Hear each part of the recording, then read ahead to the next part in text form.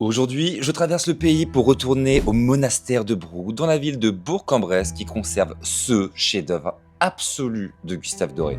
Alors, Gustave Doré, c'est un artiste strasbourgeois ultra prolifique du 19e siècle, qui s'installe à 11 ans avec ses parents dans la charmante ville de Bourg-en-Bresse, où il publie ses premières lithographies.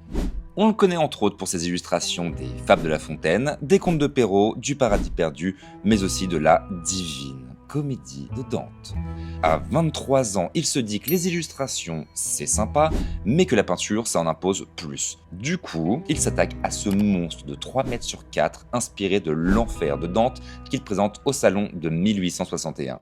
Je me demande bien ce que je faisais de ma vie à 23 ans, moi. Bref. Dans ce charmant décor, on retrouve Dante et le poète antique Virgile dans le 9e et dernier cercle de l'enfer en compagnie des traîtres. C'est sur une mer de glace qu'il rencontre des âmes damnées emprisonnées pour l'éternité, comme le comte Hugolin qui s'attaque au scalp d'un archevêque pour l'avoir condamné, lui et ses 4 gosses, à mourir de faim en prison. Dans l'Europe du 19e, entre des crises sociales, spirituelles et politiques, l'ambiance est globalement pas dingue. Expliquant en partie pourquoi des récits comme la Divine Comédie ou le Paradis perdu redeviennent ultra populaires auprès d'artistes en quête d'exutoire et de refuge imaginaire.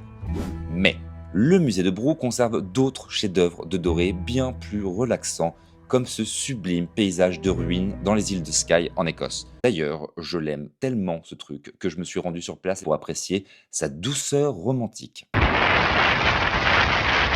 Si vous passez dans la région, n'hésitez vraiment pas à aller découvrir la collection du musée de Brou et leur expo temporaire.